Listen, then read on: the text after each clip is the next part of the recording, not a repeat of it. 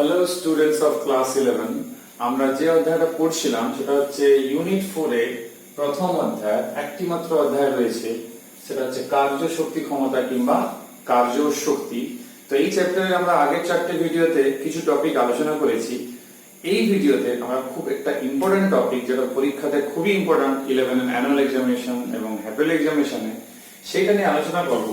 টপিকটা হচ্ছে elastic and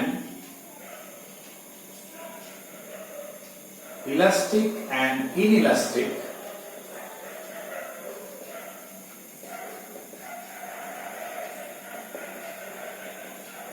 collision। তোমরা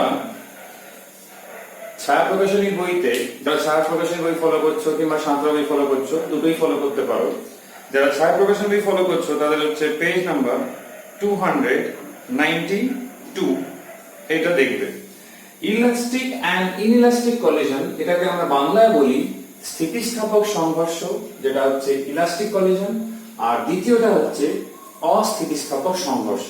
আমি তোমাদের পড়াটা শুরু করছি 9 এর একটা ছোট্ট সূত্র থেকে, যেখানে তোমরা পড়েছিলে রৈখিক ভরবেগের সংরক্ষণ নিয়ম কিংবা সংরক্ষণ সূত্র। সেখানে কি আমরা দেখেছিলাম, বাইরে থেকে কিংবা বাহ্যিক কোনো বল যদি ক্রিয়া না করে তাহলে সংস্থার মোট ভরবেগ ধ্রুবক থাকে। অর্থাৎ সংস্থার আগে কিংবা শুরুতে যা ভরবেগ ছিল কিংবা মোট ভরবেগ যা ছিল সেইটা সংঘর্ষের পরে একই থাকবে, অর্থাৎ অপরিবর্তিত থাকবে অথবা সংরক্ষিত থাকবে। তো এই যে সূত্রটা আমরা পড়েছিলাম, যে রৈখিক ভরবেগের সংরক্ষণ সূত্র, কিন্তু বাস্তবে যাকে আমরা বলি জেনারেলি কিংবা রিয়েলিটিতে অধিকাংশ ক্ষেত্রেই দেখা গেছে যে সংরক্ষিত কিন্তু ভরবেগ থাকে, কিন্তু গতিশক্তি সংরক্ষিত থাকে না। আগে যা থাকে পরে সাধারণত কম থাকে। তাহলে বাকিটা কোথায় যাচ্ছে না, বাকিটা সাধারণত তাপ শক্তি এবং কিছুটা শব্দ শক্তিতে রূপান্তরিত হয়ে যায়। তাহলে এর ভিত্তিতে আমরা কলিশন কিংবা সংঘর্ষ কিংবা সংঘাতের দুটো শ্রেণীর ভাগ করছি। একটা হচ্ছে ইলাস্টিক, যাকে বলি স্থিতিস্থাপক সংঘর্ষ, দ্বিতীয় হচ্ছে ইনইলাস্টিক, যাকে আমরা বলি অস্থিতিস্থাপক সংঘর্ষ। তাহলে এই দুটো ডেফিনেশন কিংবা সংজ্ঞা কেমন হবে?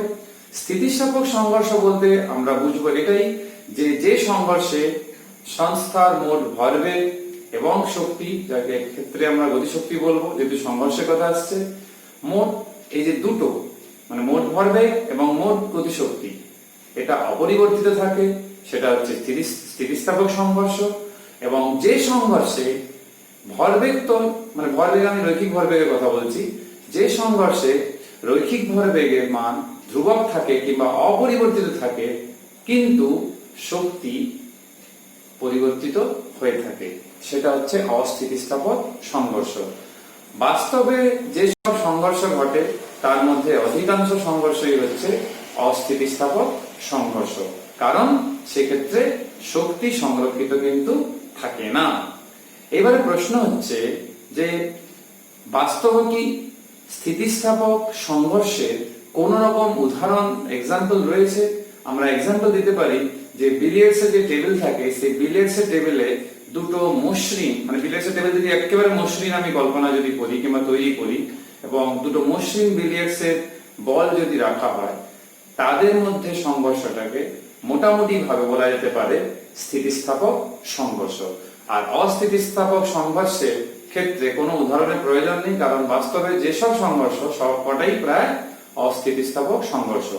স্থিতিস্থাপক সংঘর্ষে আমরা আরো কিছু উদাহরণ দিতে পারি অ্যাটমিক লেভেলে কিংবা মাইক্রো লেভেলে, সেটা হচ্ছে অণু পরমাণুর মধ্যে সংঘর্ষ, কিংবা এই যে সাব অ্যাটমিক পার্টিকেল গুলো রয়েছে যেরকম ইলেকট্রন, প্রোটন, নিউট্রন, এদের যে সংঘর্ষ, এদের ক্ষেত্রেও কিন্তু এই শক্তি এবং ভরবেগ উভয় সংরক্ষিত থাকে। তাহলে এক লাইনে এটাই বলবো, স্থিতিস্থাপক সংঘর্ষে গতিশক্তি এবং ভরবেগ মানে রৈখিক ভরবেগ উভয় সংরক্ষিত থাকে, আর অস্থিতিস্থাপক সংঘর্ষে ভরবেগ সংরক্ষিত থাকলেও গতিশক্তি সংরক্ষিত থাকে না।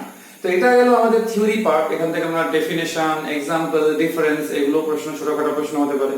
আমাদের যেটা আলোচনার মূল যেটা প্রশ্ন সেটা হচ্ছে থিওরি, এক ম্যাথমেটিক্যাল ডেরিভেশন, সেটা হচ্ছে ওয়ান ডাইমেনশনাল অর্থাৎ একমাত্রিক, একটা ধরো এক্স অক্ষ বরাবর কিংবা ওয়াই অক্ষ যে কোনো হোক একমাত্রিক, তাহলে একমাত্রিক তলে, তো অবশ্য তল না বলেই ভালো কারণ আমরা একমাত্রিক বলছি, তাহলে একটা সরলরেখা বরাবর সাপোজ সেই বরাবর যখন স্থিতিস্থাপক সংঘর্ষ হয় দুটো বস্তু কিংবা দুটো কণার মধ্যে যাদের ভর হয়তো m1 এবং m2, তখন কি কি ঘটনা ঘটে সেই সম্বন্ধে আমরা একটু আলোচনা করব। সেটাও পিওরলি ম্যাথমেটিক্যাল ওয়েতে, পরীক্ষাতে খুব ইম্পর্টেন্ট। তোমরা বইতে দেখবে পেজ নাম্বার 293 তে অনেকগুলো কেস রয়েছে, সেটা হচ্ছে 5টা কেস রয়েছে, সেই 5টা ঘটনাই আমরা এই ভিডিওতে আলোচনা করব। তো শুরু করা যাক। একে আমরা বলি যে ওয়ান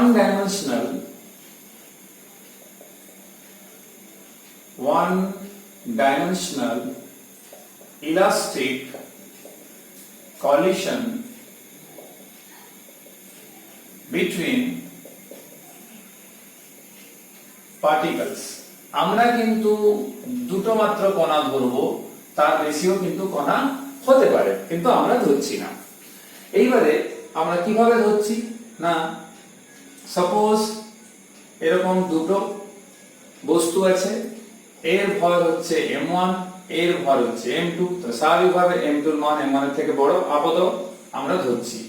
তো m1 এর গতিবেগ আমরা u1 লিখলাম, m2 এর গতিবেগ ধরছি u2, একটা এরকম সরলরেখা বরাবর হচ্ছে। u1 এর মান যদি বেশি হয়, আমরা যদি কিছুক্ষণের জন্য ধরি, তাহলে m1 m2 এর মধ্যে সংঘর্ষ হলো, তাহলে এটা হচ্ছে সংঘর্ষের আগে, মিন্স বিফোর কলিশন। আর দ্বিতীয় যেটা আমরা করছি সেটা হচ্ছে এই m1 এবং m2 সংঘর্ষের পরে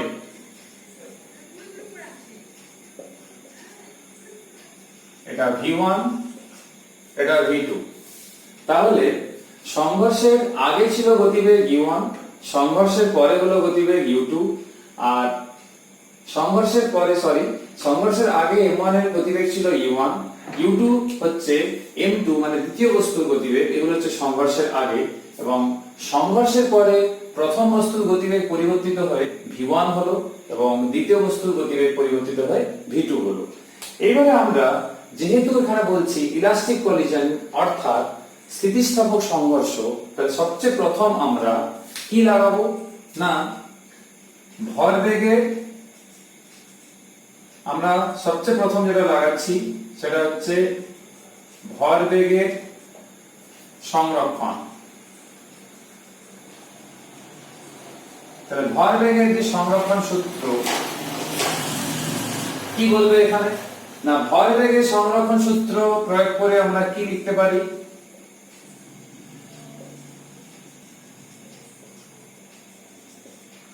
এই ক্ষেত্রে দাঁড়াবে m1 u1 plus m2 u2 সমান m1 v1 plus m2 v2। তাহলে এটাকে আমরা একটা সমীকরণ নাম দিতে পারি, সমীকরণ 1। দ্বিতীয় হচ্ছে আমাদের গতিশক্তির সংরক্ষণ কিংবা শক্তি সংরক্ষণ নিয়ম। তাহলে গতিশক্তির সংরক্ষণ সূত্র অনুসারে আমরা কি বলতে পারি,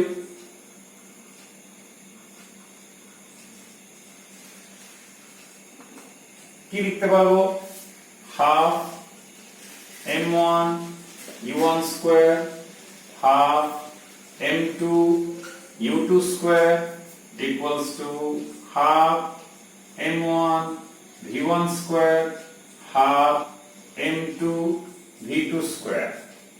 এরকম দুটো সমীকরণ আমরা প্রথমে লিখলাম। এই দুটো সমীকরণই হচ্ছে আমাদের mother equation.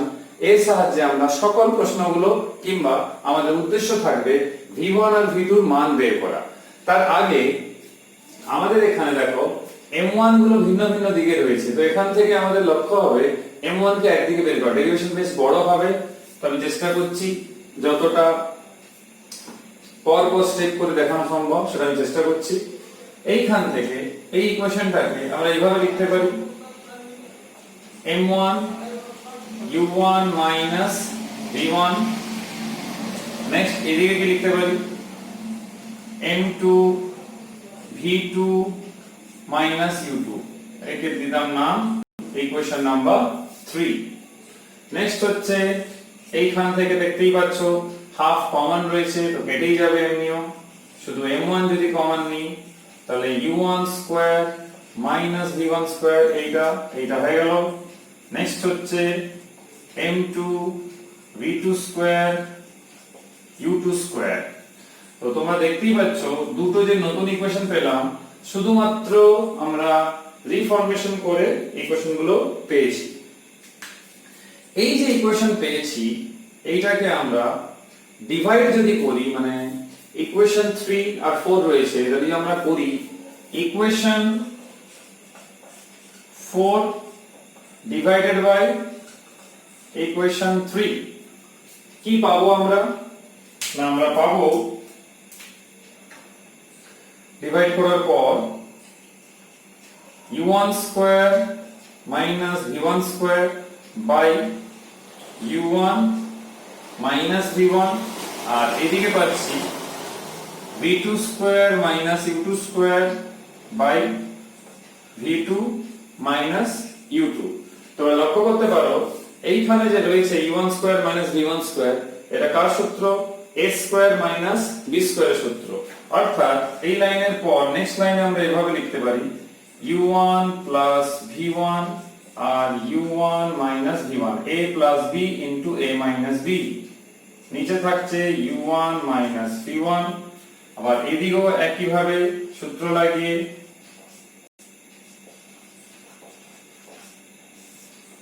v2 minus u2। দেখো মাইনাস যে টার্ম সেগুলো কিন্তু আর থাকছে না সিম্পলিফিকেশনে, তাহলে যে টার্মটা থাকছে সেটা আমরা ওইদিকে লিখব। সেটা আমরা কি থাকছে না, এইখানে দেখো থাকছে যে টার্মটা সেটা হচ্ছে u1 plus v1 equals to v2 plus u2। দুটো কাজ করা যেতে পারে এখান থেকে, সেটা কি? আমরা একটা হচ্ছে এখান থেকে v2 বের করতে পারবো, u1 plus v1 minus u2, और আমরা বের করতে পারি v1। তো v1 কত হবে? v2 plus u2 minus u1। তাহলে দুটো এরকম ইকুয়েশন কিন্তু আমরা পেতে পারি। যদি আমি নাম্বারিংও করি তাহলে এখানে দেখতে পাচ্ছি ইকুয়েশন 5, ইকুয়েশন 6, অলরেডি আমরা চারটা ইকুয়েশন এদিকে ছিল। এবারে আমাদের কাজ হবে এই যে আমরা v1 আর v2 এর এক্সপ্রেশন পেয়েছি সেই মানগুলোকে নিয়ে এইখানে যদি আমি v2 টাকে বসিয়ে দিই এখানে, তাহলে এক্সপেক্টেড আমরা v1 পাবো, আর যদি v1 টাকে এখানে বসিয়ে দিই তাহলে এক্সপেক্টেড আমরা v2 পাবো। u1 u2 তো পাওয়ার কিছু নেই, কারণ হচ্ছে u1 আর u2 অলরেডি ছিল, সংঘর্ষের আগেই তার এই বেগটা ছিল, কিন্তু সংঘর্ষের পর বেগ কত হলো সেইটা আমাদের জানার প্রয়োজন, কারণ সেটা আমাদের জানা নেই। তো সেটা করার জন্য আমরা v2 এর মান 1 নম্বর ইকুয়েশনে বসাচ্ছি। তাহলে কত আসবে? m1 u1 m2 u2 m1 v1 plus m2, এখানে আসছে u1 প্লাস v1 এখানে u2। তাহলে কি আসছে এখানে না, তোমরা এখানে কমন গুলো যত আমরা নিতে পারবো সেগুলো দেখবো। এখানে আমাদের m1 v1 রয়েছে, তাহলে এগুলোকে একদিকে করি, m1 v1 plus m2 v1, তাহলে এই টার্ম হয়ে গেল, এই টার্ম হয়ে গেল, এগুলো আমি ওইদিকে রাখছি, ওটাকে এইদিকে লিখলাম।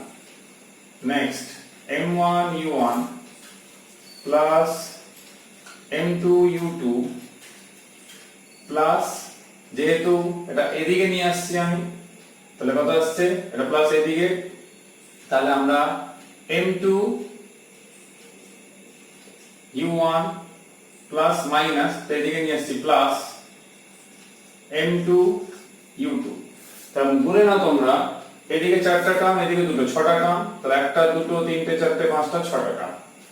এইবারে আমরা এখান থেকে v1 কে কমন নিচ্ছি, তাহলে আসছে কত m1 প্লাস m2, আর এই দিকে কত, এখানে দেখো m1 আছে, এখানে m2 আছে, তাহলে m1 u1 একাই থাকছে যেহেতু m1 এর আর কোনো কমন নেই। এই ক্ষেত্রে দেখো m2 u2 এখানে টার্ম দেখতে পাচ্ছি আমরা, আমাদের একবার কনফার্ম করে নিতে হবে যে এই টার্মটা অ্যাকচুয়ালি থাকছে কি থাকছে না। কারণ বলি এখানে আমার একটা m2 u2 ছিল, এইখানে একটা রয়েছে মাইনাসে, তাহলে আমরা দেখতে পাচ্ছি কি এখানে 2, এখানে একটা m2 u2 আছে, সেটা এদিকে প্লাস হয়ে যাচ্ছে m2 u2 minus m2 u1। এইদিকে আবার আমরা কি দেখতে পাচ্ছি, এখানে m1 এখানে u1 একটা রয়েছে, তাহলে আমরা চাইলে এখানে কমন নিতে পারি যে v1 equals to m1 minus m2, এখানে u1 অলরেডি আছে আর নিচে এটা নামবে m1 প্লাস m2, এদিকে কত থাকছে 2m2, এটা নামছে m1 প্লাস m2 u2। এই সমীকরণগুলো আমাদের মোছা যাবে না, এগুলোকে আমাদের গুছিয়ে রাখতে হবে, খুব কাজে লাগবে আমাদের নেক্সট 5টা প্রশ্নতে।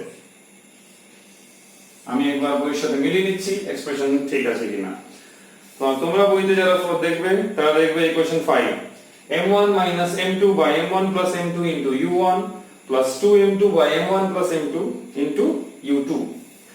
এই ক্ষেত্রে একটা কথা তোমাদেরকে মাথায় যেটা রাখতে হবে সেটা হচ্ছে, যেরকম আমি v1 এর মান এখানে বসালাম, যেরকম এখানে আমি v2 এর মান এখানে বসালাম, সেখান থেকে v1 বের করেছি, একই কাজ আমাদের করতে হবে, সেটা কি v1 এর মান বসিয়ে v2 টা বের করতে হবে। অর্থাৎ আমাদের এই কাজটা করতে হবে, আমি কাজ করি এই দিকটা করছি না, কারণ এই দিকটা করলে আবার এই ইকুয়েশন গুলো পরে মোছা যাবে না, তাহলে এই দিকটাই করছি।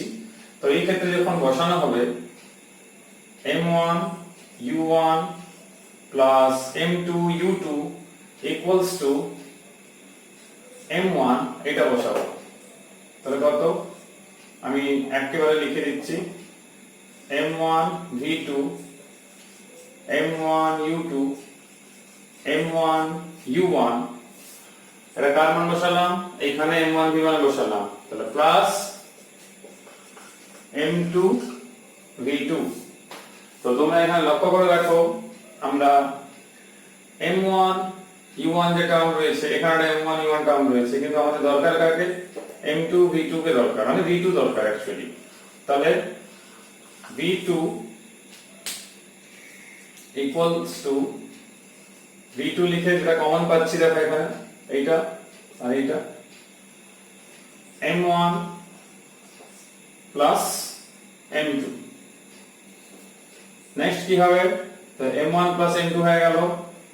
নেক্সট যেটা দাঁড়াচ্ছে আমাদের এই টার্মগুলোর সাথে এদিকে যে টার্মগুলো রয়েছে, তাহলে 2 এটা এদিকে আসবে, তাহলে 2m1 u1, নেক্সট থাকছে কি m2 u2। তাহলে আমাদের কাজের কাজ হয়ে গেছে, এর কাজ হয়ে গেছে, এর কাজ হয়ে গেছে, m1 u1 m1 u1 এর কাজ হয়ে গেছে, m2 u2, এইখানে দেখো m1 u2 রয়েছে, তাহলে m1 u2, তাহলে গুণে নিতে হবে মোটটা মিলছে কিনা, এদিকে 4 2 6, একটা দুটো, এখানে দুটো চারটে, পাঁচটা ছটা। তাহলে এখানে দেখো যখনই আমি v2 টা এবারে লিখব কত আসছে, এখানে দেখো 2m1, কিন্তু প্রথমে আমাদের যেহেতু u1 আকারে না সাজিয়ে আমি যদি u2 আকারে সাজাই, তাহলে কত আসবে, এটাকে লিখছি প্রথমে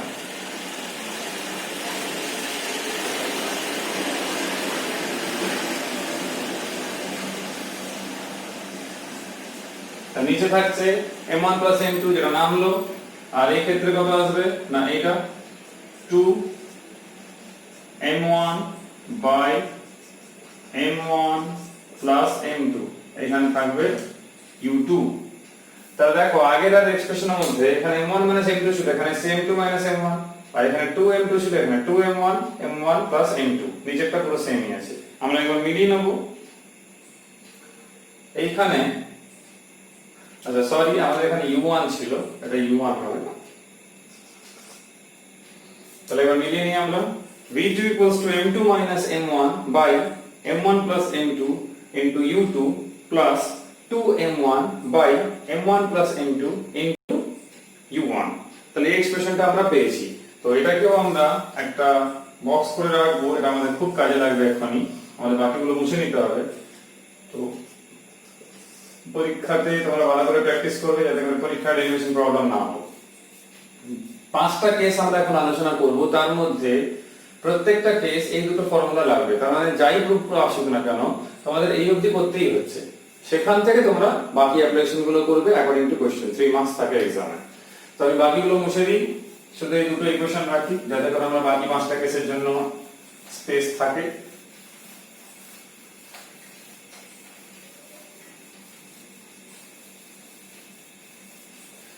এই ক্ষেত্রে প্রথম যে প্রশ্ন আমাদের পরীক্ষাতে এসছে বা কয়েকবার, সেটা হচ্ছে কণা দুটির ভর সমান হলে দেখাও যে স্থিতিস্থাপক সংঘাতের পর কণা দুটি বেগ বিনিময় করে। তাহলে এটা হচ্ছে কেস 1, কি যখন m1 সমান m2 অর্থাৎ দুটি সমভরের বস্তুর মধ্যে সংঘর্ষ হয়েছে। তো m1 m2 করার জন্য তাহলে v1 এ কি দাঁড়াবে দেখো। তাহলে v1 এখানে m1 m2, তাহলে 0। পরের টার্মটা 2m2, নিচে m1 m2 সমান বলেছে, তাহলে আমি এরকম লিখতে পারি 2m2 u2। তাহলে কি পাওয়া গেল, v1 u2। তার অর্থাৎ প্রথম বস্তুর অন্তিম বেগ, ভেবে দেখো, প্রথম বস্তুর অন্তিম বেগ দ্বিতীয় বস্তুর প্রাথমিক বেগের সমান হচ্ছে, কিন্তু যখন ভর সমান। v2 এর ক্ষেত্রে কি দাঁড়াচ্ছে না, v2 এর ক্ষেত্রে দেখো m2 m1 বিয়োগ হয়ে 0 হয়ে গেল, এইদিকে থাকছে 2m1, নিচে আসছে আবার 2m1, আর এখানে হচ্ছে u1। তাহলে কি পড়ে থাকছে এইটা। তাহলে v1 u2, এখানে v2 u1। অর্থাৎ এক কথায় বলতে গেলে এরকম একটা পাওয়া যাচ্ছে। এইখানে উত্তর কিন্তু আমরা পেয়েছি কিরকম, প্রথম বস্তুর অন্তিম বেগ দ্বিতীয় বস্তুর প্রাথমিক বেগের সমান, দ্বিতীয় বস্তুর অন্তিম বেগ প্রথম বস্তুর প্রাথমিক বেগের সমান। অর্থাৎ তাদের যে বেগ রয়েছে 1 নম্বরের 2 নম্বরের মতো হয়ে যাচ্ছে, 2 নম্বরের 1 নম্বরের মতো হয়ে যাচ্ছে। তো এটা হচ্ছে প্রথম প্রমাণ। 3 মার্কস থাকবে, এই অবধি করবে, সেখান থেকে এটা করবে, এখানে কাজ শেষ। যদি এরকম প্রশ্ন না থাকে, তোমাদের যদি দ্বিতীয় প্রশ্ন বলে, দ্বিতীয় টাইপ হচ্ছে কণা দুটির ভর সমান এবং শুরুতে দ্বিতীয় কণাটি গতিহীন। তাহলে তখন আমরা কি করব, এটা হচ্ছে কেস 2, কণা দুটির ভর সমান এবং দ্বিতীয় কণাটি গতিহীন। দ্বিতীয় কণাটি গতিহীন অর্থাৎ দ্বিতীয় কণাটি স্থির অবস্থায় ছিল। স্থির অবস্থায় ছিল মানে দ্বিতীয় কণার গতিবেগ 0। তো এই ক্ষেত্রে আমরা v1 কত পাবো না, তোমরা এখানে এক্সপ্রেশন দেখতে পাচ্ছ। তাহলে প্রথমটা 0 হয়ে গেল, দ্বিতীয়টার ক্ষেত্রে যেটা আমরা পাচ্ছি 2m2, এখানে আবার 2m2 যেহেতু সমান রয়েছে, আর u2 টা 0। অর্থাৎ v1 সমান 0 পাওয়া গেল। v2 সমান কত না, এখানে যখন মান বসানো হচ্ছে m1 m2, প্রথমটা তো 0 হয়ে যাচ্ছে, দ্বিতীয় ক্ষেত্রে এরকম আসছে, আর একটা থাকছে u1।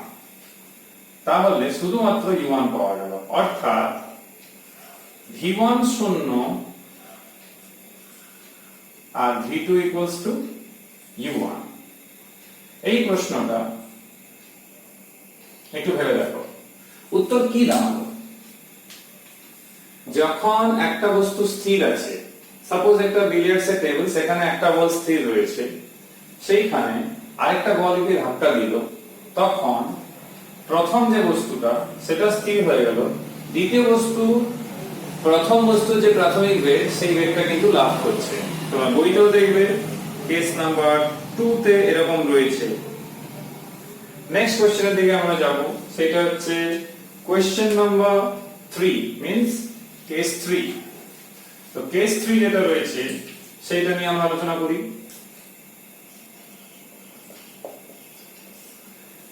কেস 3 তে বলা আছে কণা দুটির ভর সমান এবং শুরুতে দ্বিতীয় কণা দুটির ভর অসমান এবং শুরুতে দ্বিতীয় কণাটি গতিহীন।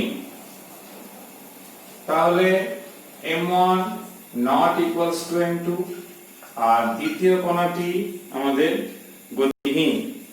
তাহলে এখানে এক্সপ্রেশন কি দাঁড়াবে? v1 equals to m1 minus m2 by m1 plus m2 into u1। পরেরটা লিখছি না কারণ u2 শূন্য, শূন্যর সঙ্গে যাই গুণ করব সে শূন্যই পাওয়া যাবে। তাহলে এক্সপ্রেশনটা দাঁড়াচ্ছে এরকম, এটা দাঁড়াচ্ছে। সিমিলার ওয়েতে v2 টা যখন বের করছি তখন কি দাঁড়াচ্ছে? m2 minus m1 by m1 plus m2 into u2। তো u2 লেখা না লেখা সমান, কারণ হচ্ছে শূন্য থাকছে, তাহলে 0 into plus 2 m1 u1 m1 plus m2। তাহলে ফাইনাল যেটা এক্সপ্রেশন রয়ে যাচ্ছে সেটা হচ্ছে এইটা। এইবার আমরা দেখব, এইখানে পরিষ্কার বুঝতে পারছি v1 ও শূন্য হলো না, v2 ও শূন্য হলো না, অর্থাৎ v1 এবং v2 দুটোরই মান রয়েছে। অর্থাৎ দুটো ভর যদি অসমান হয়, যেরকম আমরা ক্যারাম বোর্ড খেলার সময় দেখবে ক্যারামে স্ট্রাইকার দিয়ে, স্ট্রাইকারের ভর বেশি গুটির ভর কম, তো গুটিটা স্থির ছিল, স্ট্রাইকারকে তাকে ধাক্কা দিল, তো স্ট্রাইকারের একটা বেগ রয়েছে কিন্তু গুটির বেগ শূন্য। তো সেই ক্ষেত্রে ধাক্কা লাগার পর গুটি যেরকম বোর্ডে এগিয়ে যায় কিংবা গতিশীল হয়, একইভাবে কিন্তু আমাদের স্ট্রাইকারও কিন্তু গতিশীল থাকে। তো এটা একটা উদাহরণ এই কেসের জন্য হতে পারে। এটা গেল আমাদের কেস 3। এবার আমরা কেস 4 নিয়ে আলোচনা করব। প্রথম কণাটি অত্যন্ত ভারী এবং শুরুতে দ্বিতীয় কণাটি গতিহীন। তাহলে কেস 4,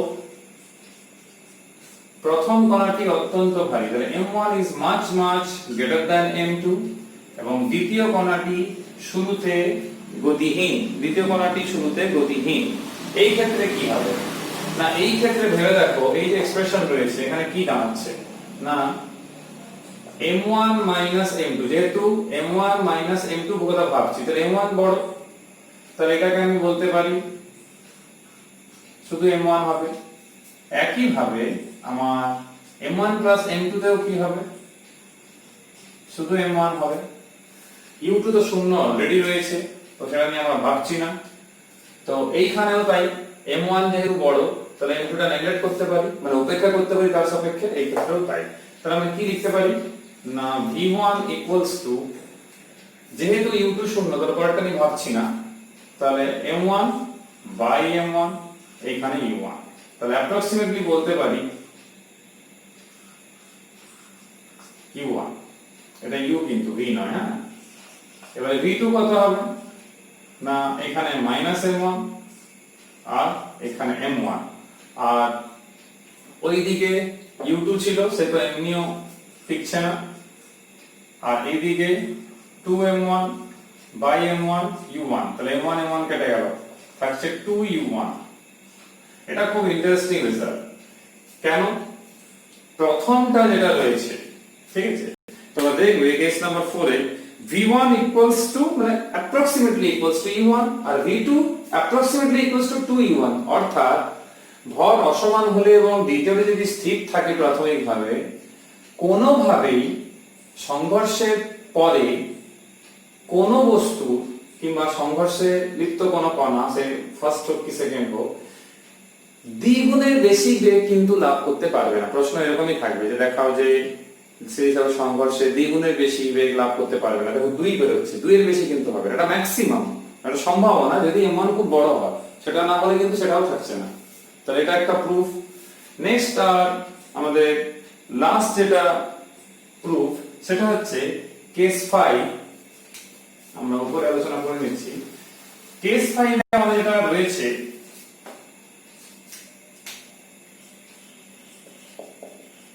কেস 5 কেস 5 এ বলা হয়েছে দ্বিতীয় কণাটি অত্যন্ত ভারী এবং শুরুতে গতিহীন। তো দ্বিতীয় মানে m2, এটা খুব ভারী এবং শুরুতে বলেছে গতিহীন। তাহলে কি হবে এই ক্ষেত্রে? বুঝতে পারছো, এই টার্মটা থাকছে না, এই টার্মটা থাকছে না, কিন্তু এরা তো থাকবে। তাহলে যেটা ছিল m1 m2 সেটা দাঁড়াবে -m2, আর যেটা ছিল m1 m2 তাহলে সেটা হয়ে যাবে শুধু m2। তাহলে যদি বসানো হয় আমাদের ইকুয়েশন নাম্বার 7 এ প্রথমে বসাবো। তাহলে v1 ইকুয়ালস টু কি অ্যাপ্রক্সিমেটলি ইকুয়ালস টু কত পাওয়া যাচ্ছে? -m2, এখানে m2, শুধু u1 থাকবে, পরেরটা তো 0 হচ্ছে, তো 0 হওয়ার জন্য আমি আর লিখছি না। এটা হচ্ছে একটা টার্ম, তাহলে এখান থেকে আমি শুধুমাত্র এটা লিখবো -u1। সেকেন্ড যে এক্সপ্রেশন দাঁড়াচ্ছে মানে আমাদের v2 এর জন্য, ইকুয়েশন নাম্বার 8 এর জন্য, সেইটা দাঁড়াচ্ছে কত? m2 বাই m2, আর এখান থেকে উপরে 2m1 এখানে নিচে রয়েছে, তাহলে এরকম একটা এক্সপ্রেশন দাঁড়িয়ে যাচ্ছে 2m1 m2 আর এখানে একটা u1। লক্ষ্য করার মতো ব্যাপার রয়েছে এইখানে, এই যে v2 m2 বাই m2 এরকম একটা এক্সপ্রেশন দাঁড়িয়ে যাচ্ছে, আর ওই ক্ষেত্রে এইখানে একটা ছিল u2 ছিল, দেখো একটা u2 ছিল, তাহলে এখানে একটা গুণ হবে কত? 0 দিয়ে। তাহলে অ্যাপ্রক্সিমেটলি যেটা দাঁড়াচ্ছে সেটা হচ্ছে যেহেতু এই 2m1 m2 এর মধ্যে m2 টাই বড়, তার মানে এই রাশি দিয়ে ভাগ হলো একটা বড় কোয়ান্টিটি থাকছে। ওই যে তোমরা বইতে দেখবে যে এক্সপ্রেশনটা রয়েছে তোমাদের v2 0। কেন এরকম এক্সপ্রেশন আসছে? না, তোমাদের এখানে লজিকটা বলি, যেটা বুঝতে অনেকেরই প্রবলেম হয়। 2m2 বাই m1 এরকম এক্সপ্রেশন থাকছে। তো এই ক্ষেত্রে দেখো m2 এর মান অনেক হাই, তাহলে মোটামুটি আমরা বলতে পারি যদি খুব হাই হয় তো সর্বোচ্চ কত হতে পারে? ইনফিনিটি। তাহলে 2 বাই ইনফিনিটি অ্যাপ্রক্সিমেটলি 0, ওই জন্য আমরা অ্যাপ্রক্সিমেটলি ধরে রাখি এটাকে 0। অর্থাৎ পাওয়া যাচ্ছে v1 approximately equals to -c1 R v2 approximately equals to 0।